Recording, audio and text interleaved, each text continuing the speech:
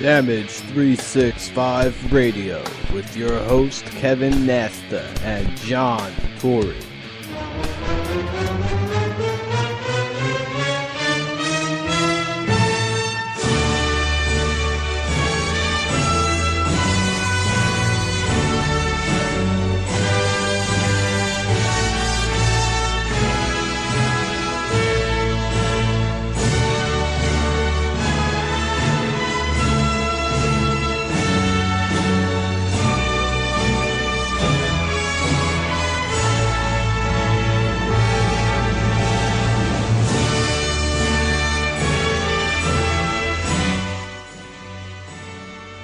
Welcome back, everybody, to another episode of Damage 365 Radio, episode number 32. I am your host, Coach Kev, along with the real number 8, JT, who's in the house and ready to pay tribute. We will pay tribute and honor an absolute legend in the late, great macho-man Randy Savage, who this past November 15th would have been 61 years old. And since this is our first show closest to his birthday, we have been promoting this now for about 3 or 4 weeks. We will dedicate this entire 45-minute program to the Macho Man Randy Savage, a.k.a. the Macho King, a.k.a. Randy Papa. And we will kick it off, as we always do, with some awesome footage from the Macho Man's career. Wrap it up. 5 minutes, I'm gone. Out of the building. President Jack Tunney. Probably a good idea, Vince McMahon, to get me out of here. Because I'm a coiled spring right now. But nobody is going to ban me from WrestleMania 10. The anniversary show, I'll be there. Because I'm going to go there and get my dignity back. Guaranteed, yeah. So what do you got to say? Tell me now. All right, well, first of all, what do you mean by get your dignity back? What do you mean by that? About get my dignity back. Are you serious? You're talking to me right now? You don't know what I'm talking about when I say get my dignity back? Against Yokozuna, Vince McMahon, I had him beat. I had an opportunity to go out there and three-peat as a World Wrestling Federation champion. I worked hard to get that done. Do you understand where I'm coming from? That's a dream that I have and that I had and that I got done. I had him beat. I've been up and down the street enough times to know when somebody is beat. He was lifeless right there. I dropped the elbow on him in the middle of the ring, and I whooped him. 1, 2, 3, done deal. I would have had the World Wrestling Federation Championship belt for a third time. And I earned it, and I could have had it right there. But I should be the guy at WrestleMania 10 going against Lex Luger, going against the Hitman Bret Hart. And let me tell you something, at the risk of being conceited or egotistical, I would have beat Lex Luger and I would have beat the Hitman Bret Hart, just like I beat Yokozuna. But somebody shattered my dream. Somebody close to me, yeah. And that is Crush. And that was Crush. Back then, his best friend, also known as the third member of Demolition, when Crush Adams went into a singles career, he was tagged as Macho Man Randy Savage's best friend. And during that match, Crush interfered, costing the Macho Man Randy Savage a chance to three-peat as the WWF champion. And then that feud spilled over into a Falls Count Anywhere match at WrestleMania between the Macho Man Randy Savage and Crush, which the Macho Man Randy Savage beat the living holy hell out of the Crush and pinned him in the back locker room. Yeah. And classic. It was a classic. Those Falls Count Anywhere matches are not the same as they are today. I mean, they just had a match just recently with Ryback and CM Punk. It was a Falls Count Anywhere match, and the match ended in the ring. Right. So what's the point of having a Falls Anywhere match if the match is going to end up in the ring? It didn't go any further than the ramp. Just to drag it into the 50th row, if they get that far. It's not the same anymore. And as we said, we celebrate the career of the Macho Man Randy Savage, a two-time World Wrestling Federation champion, a three-time World Championship heavyweight champion, a former AWA and ICW heavyweight champion, an IWF heavyweight champion, and probably the greatest WWF Intercontinental Heavyweight Champion of all time. And that's just not me being biased. That was picked by the WWE Nation, the universe, on WWE's website a couple of years ago. And despite what the Honky Tonk Man says, being the longest reigning champion, the Macho Man Randy Savage was the greatest champion. He fought everybody. It didn't matter if it was Hulk Hogan as the world champion, if it was the Ultimate Warrior.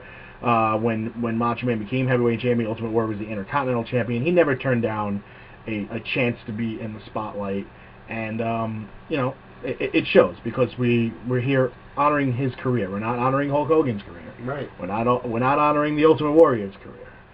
We're honoring the man they call the Madness. And one man that definitely found out about the Madness was this man. What was his name? Blonde hair. Robe wearer. Yeah, wears robes very similar. He's always cut open, hair turning pink. What was that? Oh man, that guy sounds very familiar. Once again, Randy Macho Man Savage has regained the championship. Ladies and gentlemen, the winner of this bout, and once again, World Wrestling Federation champion, macho-man, Randy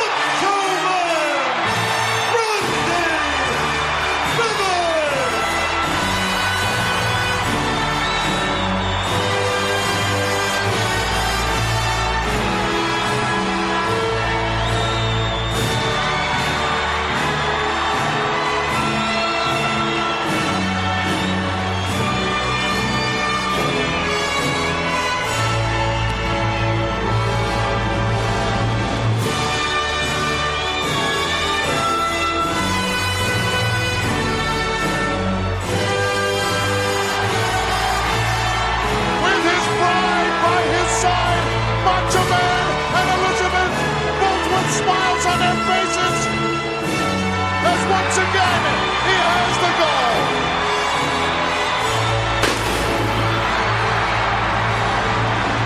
What a celebration here in the Hoosier Dome for the Macho Man, Randy Savage.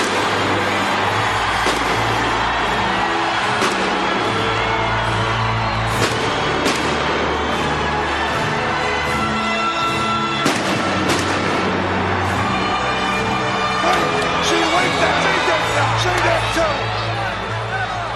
Don't get in my face. Savage in big trouble here. Look at her. She's giving me the eye. I'll meet you out back. It's over. It is over. So He Macho could Man. slap that figure four out again. I would have to concede it would be over. You bet. But no, it's the Macho Man. And I go behind from the outside. He knows. No. He used the trunks. He had the man by the trunks. What the hell is going on here? What is going on? I gotta get out of here. I gotta get to Ric Flair. And as you can hear, Bobby Heenan was not too happy that his boy Ric Flair just dropped the World Wrestling Federation title to the Macho Man Randy Savage. And we have a couple of people that would like to talk about that, and we're going to bring them in momentarily. Those were the glory days. The glory days. We'd like to welcome Nick back to the program. Nick, how you doing? Doing great, guys. How about you? All right, not bad. We just played the clip of the Macho Man Randy Savage recapturing the WWF title at WrestleMania 8 against the Nature Boy Ric Flair. Great match. Great, man. You remember that match? Oh yeah. I mean, I grew up in the early to mid '90s, where you got to look at it where WWE had big guys like Hogan and Savage and Flair, and when I started getting older into when I was 10, 11, my early teens is when the Monday Night Wars were going on. So everything with Macho Man, it's fresh in my head. Yep, and right before that, earlier in the program, we played Macho Man's interview with Vince McMahon regarding Crush costing him the WWF title, which would have been a three-peat against Yokozuna. and that led to the Falls Count Anywhere match against Crush. Yes.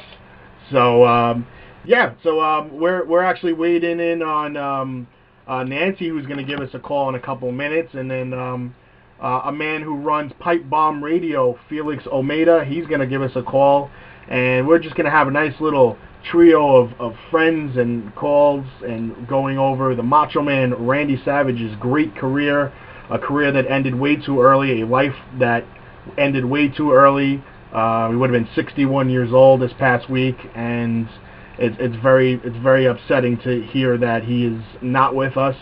It's upsetting to know that he is not in the World Wrestling Entertainment Hall of Fame, and I can't really blame his brother Lanny. You can't at all. I mean, they made a pact, they made an agreement that all of them, that Randy said, hey, I don't want to be in the Hall of Fame unless my brother and my father are with me.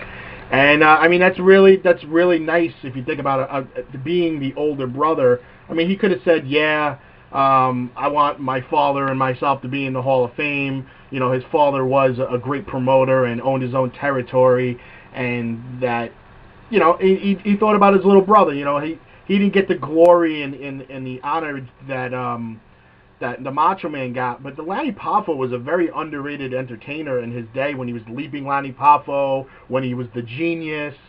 He was the ultimate heel, and a lot of people compared Sandow to what the Genius was in the 80s.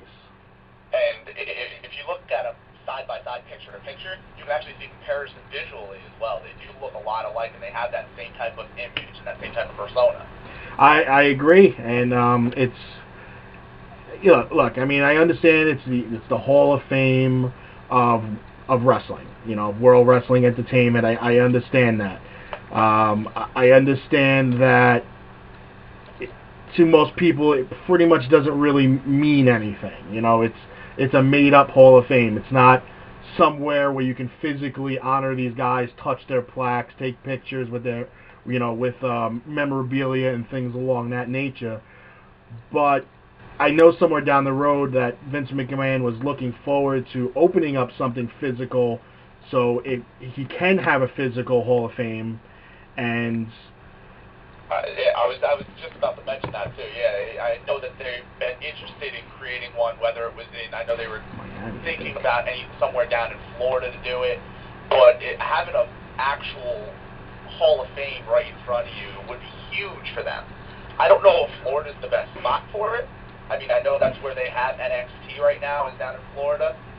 But, I mean, down at Full Sail University, having it somewhere around Full Sail University would be good. But there's a lot of other places that would be very, very good for WWE Hall of Fame.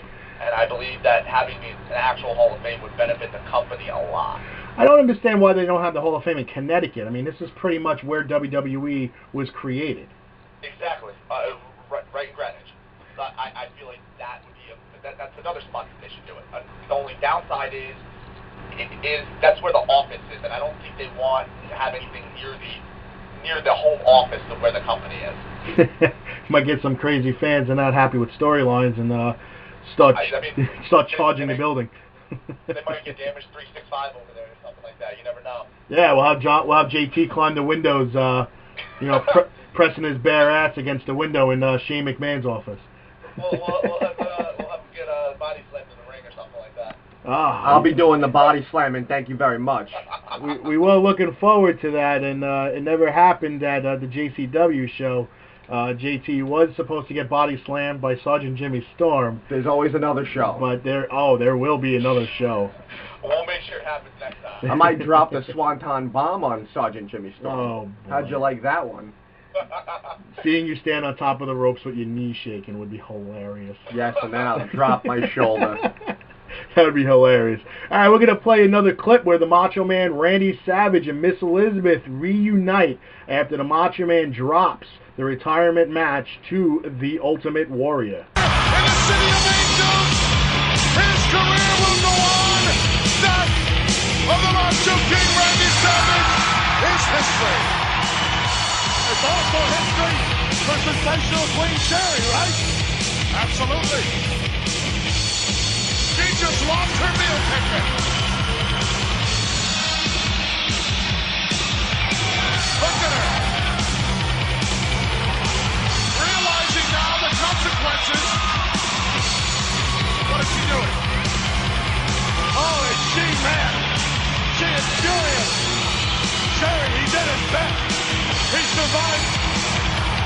survived longer than anybody else I know would have. Oh, my goodness. What is this? What an ingrate! Get her out of there! She's possessed, Monsoon. That woman's possessed. Look at Elizabeth. She's about ready to cry. She is crying. Oh, look at Elizabeth! What's she doing? She's gone over the barricade! She's on her way to the ring! Elizabeth inside! She couldn't take it anymore!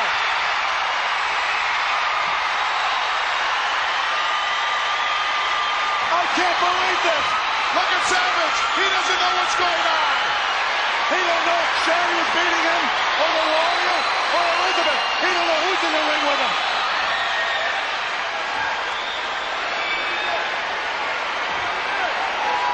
Randy Savage not sure what's gone down here! What is going to happen next? Oh, he almost nailed her! Now he sees Elizabeth! He never knew she was crying! here. He never knew she was here. He doesn't believe it's her!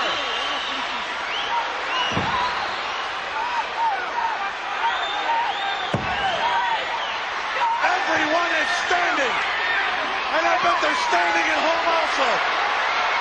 Referee, I believe, just told Savage that it was indeed Sherry who was doing a number on it.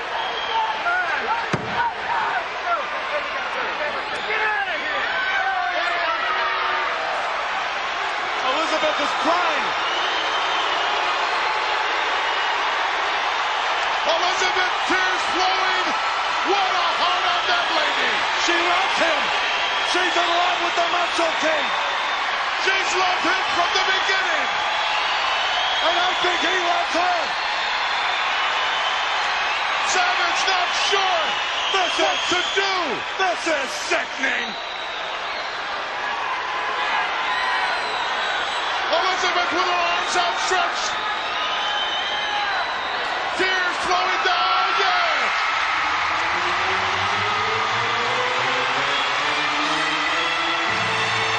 Look around.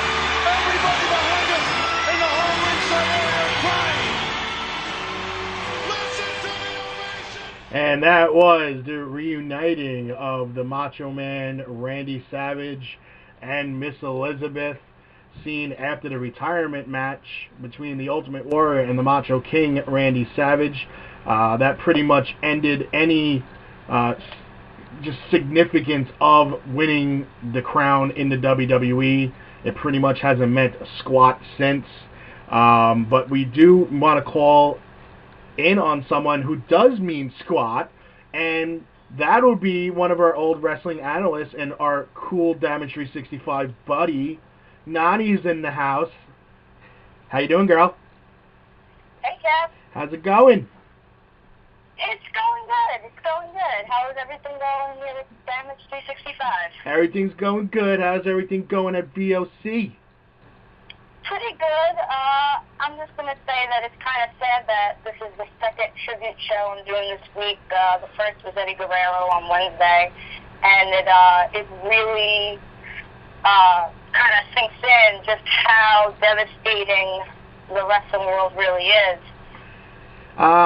Yeah. Nick, you're still with us, right? Yes, I am. Yeah. Okay. Yeah, I mean, it's, you think about what these guys, and I'm not going to say guys, and ladies as well, put their bodies through, the travel that they do, the physical damage they do to their head, their brains, their muscles, every tendon in their body, that even when these guys retire, they're in more pain after they retire than they probably were while they were wrestling.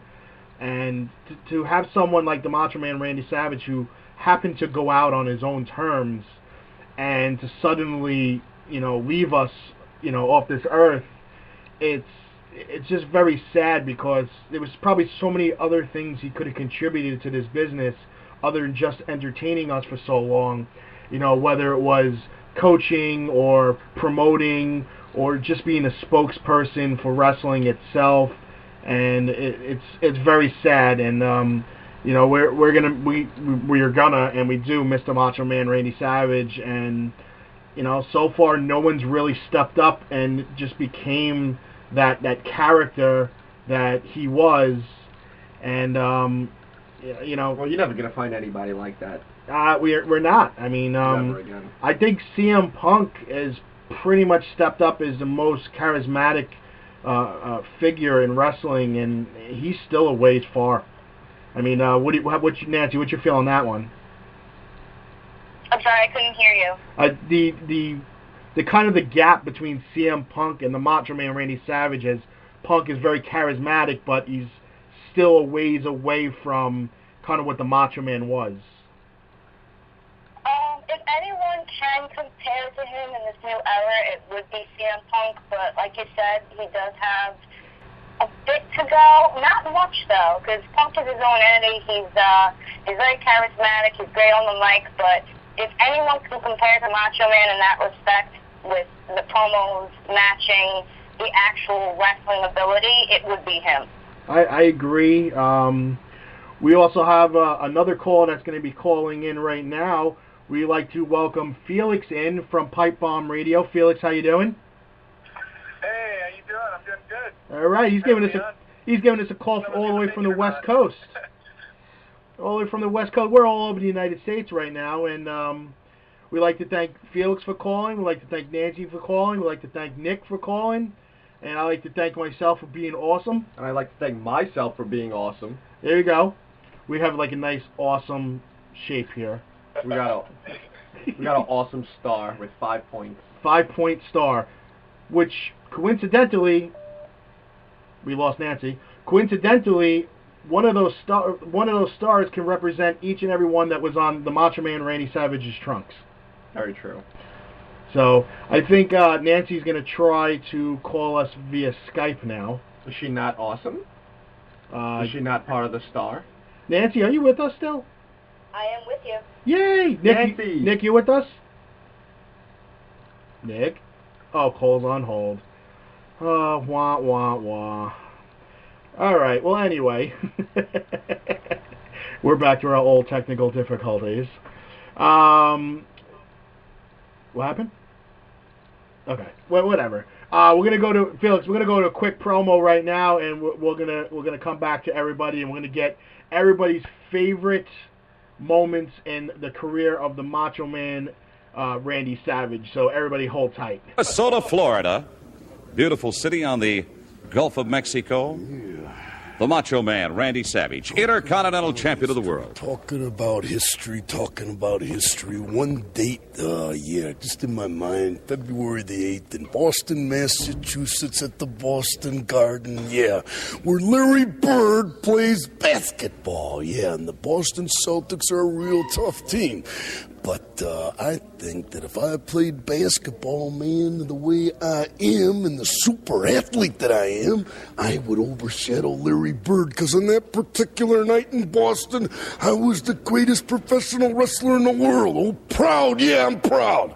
You know, a couple of things you don't talk about, the fact that you're a former professional baseball player, and also the fact that you're a personal friend of Rod Stewart, as I understand. Oh, yeah. When he did Tonight's the Night, man, he called me on the phone right before it was released, and he says, Macho Madness. Yeah, he calls me Madness. He calls me Madness, yeah. And a lot of people out there, you know, they're getting into Macho Madness really super strong. And Macho Madness, growing, and more seductive than sex. You can't say that on TV. I can say that. I can say that. I'm the Intercontinental Heavyweight Champion of the world. Elizabeth, look into the videoscope right there. Yes. Look into the videoscope and say how proud you are to be the manager of the Macho Man. I'm proud to be the manager of the Macho Man. I want to ask her a question. You've told me I can't talk to her, Randy. I've told you that from time to time. Yes, I have. Would you like to ask her a question right at this particular time? Would you like to do that? May I? Oh, yeah. What kind of a question you want to ask her? Well, Elizabeth... You wouldn't give her that flower, would you? Oh, If you did that, you know what would happen? Yeah, I've got a good idea. You know what would happen if Okerlund gave a flower to Elizabeth? Elizabeth, do you know what would happen? Well, don't get her in the middle of this. She doesn't... Man, I think that your time is done, and I think that the spotlight should go on top of me. Yeah, and I'll tell you what. Tito Santana, too bad. Hulk Hogan, too bad, too. Because you're all in one category. You're all great wrestlers, but you're all not as good as the Macho Man, Randy Savage. Thank you, gentleman, who obviously has a very high opinion of himself, the Macho Man, Randy Savage. Did anybody do promos better than the Macho Man, Randy Savage? Half the time we don't know what he was talking about. He was going one way, and Elizabeth was going the other way. But we're gonna start with Nancy. Nancy, what was your favorite moment in the career of the Macho Man, Randy Savage? There's so many. I liked his promos with the Ultimate Warrior, or even with Hogan. Okay. And they really emphasized that in 2K14. Like they put them in as both clips and as in the video game. They recreated it, and it was actually spot on. That's why I keep telling you to get the game. But also his promos with Tito Santana. Mm-hmm. I know you and I spoke about it on past Damage 365 episodes, yep, but nothing but garbage. Nothing but garbage, and the cup of coffee promo. It's just. I also liked when he came back as Razor's surprise partner at the Survivor Series. Those still hold true.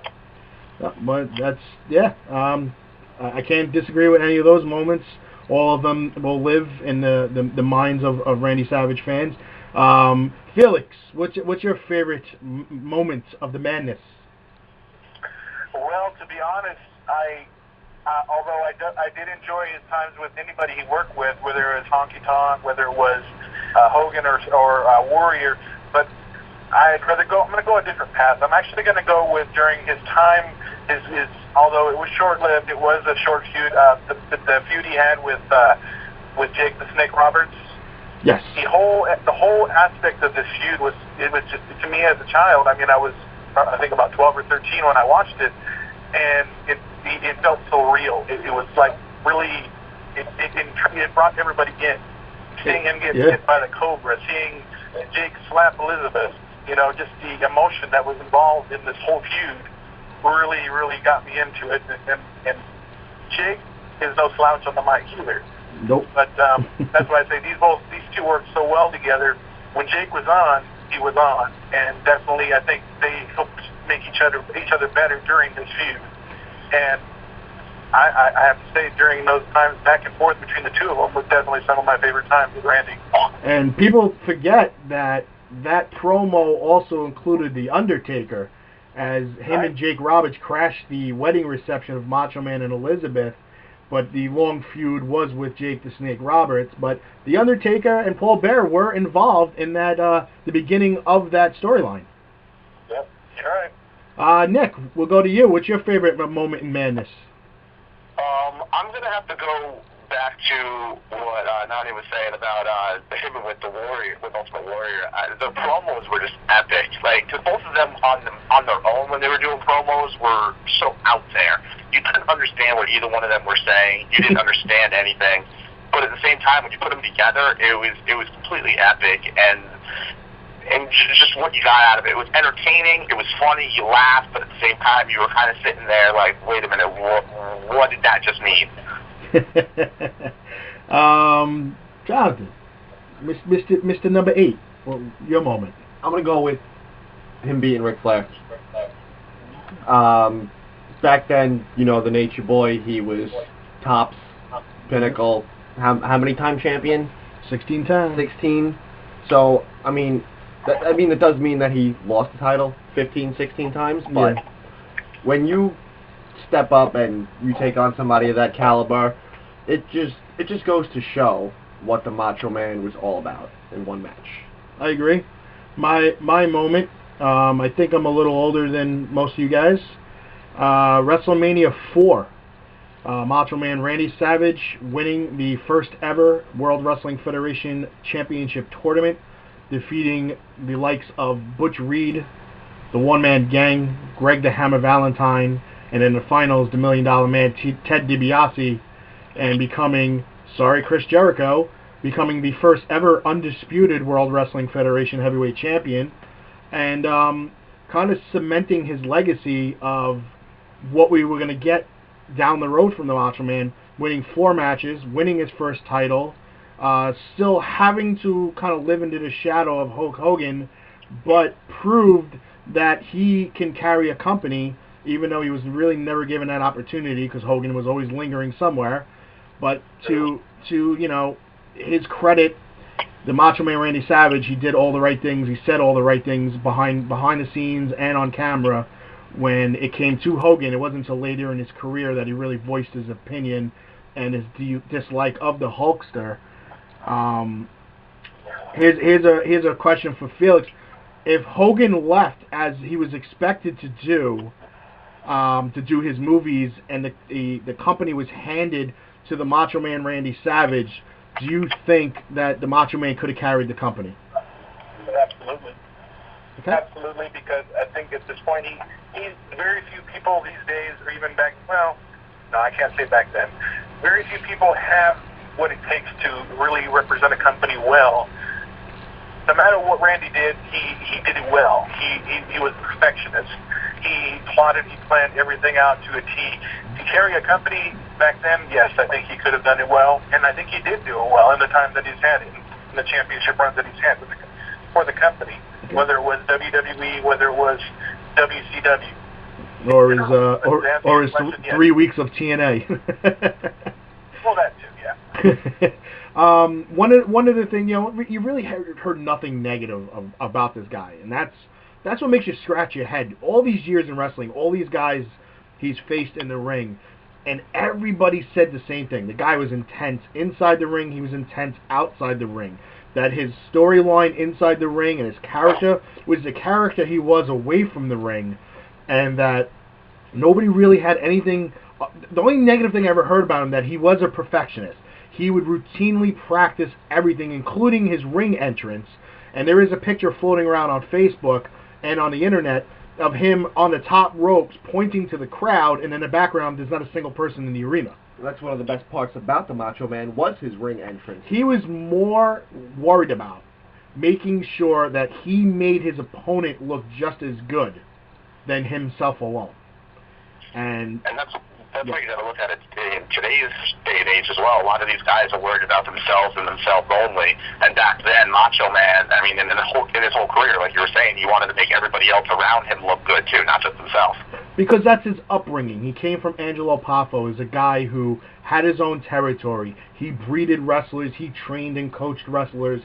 That is the internal coach inside that guy's body. The Macho Man Randy Savage was doing that. He was helping these guys become bigger and better because he knew in the long run his career will be over. Some of these younger guys, when the torch eventually gets passed to them, will look back and say, you know what, if it wasn't for guys like Macho Man Randy Savage, I would have never known if I was doing things wrong, or if I did look good against him. Now the only thing you hear nowadays is, oh, this guy carried that one, this guy carried this one. But you know what? If you're able to carry somebody, CM Punk, who carried The Undertaker at WrestleMania, you have to be pretty damn good to carry a living legend like The Undertaker. So, Nancy, what's your view on that one? I'm sorry, was that The Undertaker? Yes. Oh, I'm sorry. Wait, I hear an echo. No, I was saying that guys, nowadays, everybody's so concerned about, this guy carried this one carried that one. And I said, CM Punk, you have to be really damn talented to do what you do, to carry a legend like The Undertaker. Oh, yeah. I mean, absolutely. CM Punk did it. Randy did it his whole career. Daniel Bryan does it with Yep. Cena. There's a Cena sighting on our show! I'm sorry!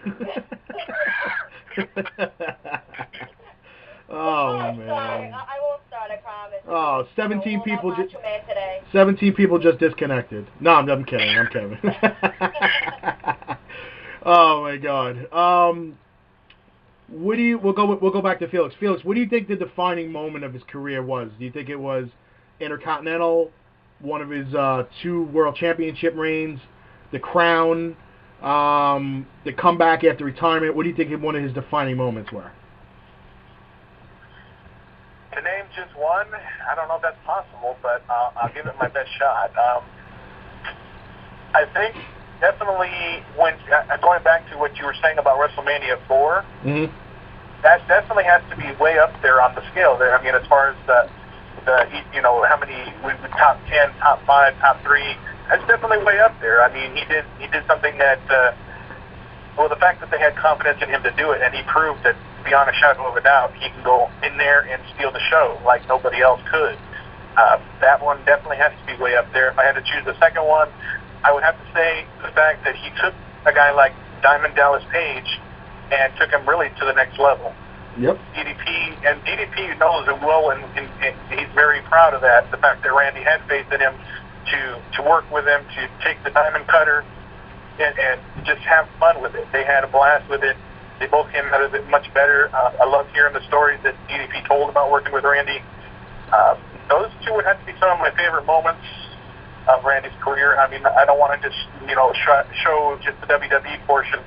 His career did continue on in WCW, and some say it wasn't the best, some say it wasn't the worst, but I enjoyed his work with DDP very much.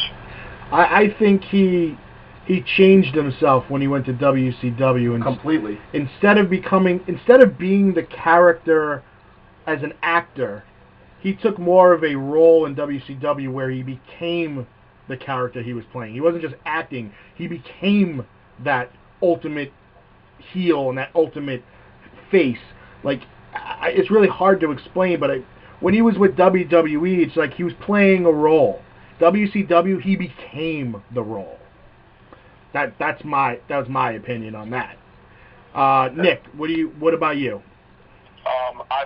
You were speaking about him as a heel, and I feel like that first heel turn in the WWF with being the Macho King, I feel like it proved that he can be that guy who can be a top face and be a top heel at the same time. And you don't see that too often nowadays. There's very few guys who can be in both directions, and I definitely felt like that was one of the defining moments in his career, just because it solidified him as a top star, no matter which side he was on. I agree with that. Nancy, defining moment in your opinion of the Macho Man's career? There's so many. There really is. Like I said before, I think a lot of the stuff with Hogan was both as the Mega Powers and when they were against each other. Mm-hmm. I kind of like the feud with Miss Elizabeth, to Okay. be honest with you. And that stuck out in my head from when I was a kid. As an adult, I don't know how I would have, changed my mind as far as that's concerned, just because when I saw it as a kid, that's kind of like the idea I have and I carry through my life. So, it's kind of hard to tell now because that's the idea I have. Okay. I wasn't older when I was watching it, so that's how, his legacy kind of stuck out with me as far as that's concerned. Okay. It's a different aspect of it. It's kind of the same with me, 'cause like Nancy said, I wasn't older when I was seeing it firsthand, but, when he first won the title and, when he carried, I feel he carried the company with Hulk Hogan. I mean,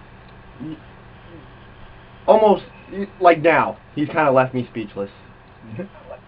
One of my defining moments is it was actually a house show that I went to. It's not something that I was even able to find on YouTube, but Madison Square Garden, the Ultimate Warrior was the WWF champion at the time, and he was taking on Andre the Giant as his, defending the title against Andre. Macho Man Randy Savage was the king at the time. He was Macho King Randy Savage, and it was a rematch against Hacksaw Jim Duggan. And Macho King was the main event. And that, to me, was the defining moment of his career, because here he is, not with a title, and he's the main event ahead of the Ultimate Warrior and Andre the Giant. two guys that are, obviously Andre was a legend at the time, even more of a legend now. The Ultimate Warrior became more of a legend late in his career. And here's Macho Man Randy Savage defending the crown against Hacksaw Jim Duggan in the main event of a house show in front of the World Wrestling Federation champion. And to me, that's where I felt that was the defining moment where WWF knew what they had, and they were going to market him until until it was nothing left of the Macho Man Randy Savage. And to me, that was the defining moment where I knew Macho Man Randy Savage was the real deal. And he was easy to market. He was easy to market. Just slap him on a can of Slim Jims. That's right. We're going to go to an interview that was done with his brother Lanny Poffo on his blessings and lack of blessings of putting the Macho Man Randy Savage in the Hall of Fame. And we'll be back in 2 minutes and 25 seconds. The WWE may or may not have approached you and asked you if they could induct your late brother Randy, into the Hall of Fame. I understand that there are certain wishes that you've said that Randy had about the entire family getting into WWE Hall of Fame. Would you be able to elaborate on this story, something that's happened just maybe over the past few weeks? Well, let me ask you a question. How long is this interview going to go? Because I want to give you the long answer or the short answer. This interview can go as long as you like, Lanny. We've got all the time in the world for you. Okay. The answer is John Laurinaitis called me up previous to the WrestleMania that was in Miami. Mm-hmm. Okay? And he was very, very nice to me on the phone. And he asked me how I felt about Macho Man getting in the Hall of Fame. Now, never mind how I felt about it. I'm trying to do what Randy wanted. Yeah. Okay? Now, Randy never really cared about the WWE Hall of Fame, and I'll explain why later. All I'm going to tell you is, for now, that Randy's request was that we all got in as a family together, as the Popo family, Angelo, Randy, and even little brother Lanny, the Popo family. And he got that idea after the Von Erichs were inducted as a family. Naturally, Chris Von Erich is more famous for his last name than his first name.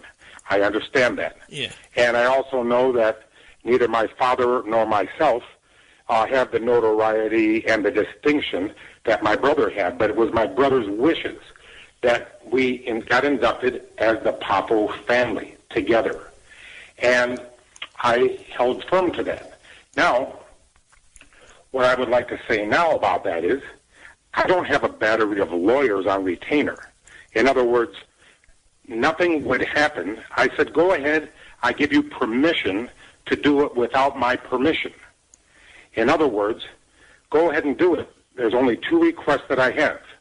Don't invite me because I'm not coming, and whatever you do, please don't pay me. Because if I accept money, that's 30 pieces of silver to betray my brother. Well, there you heard it with Lanny Poffo.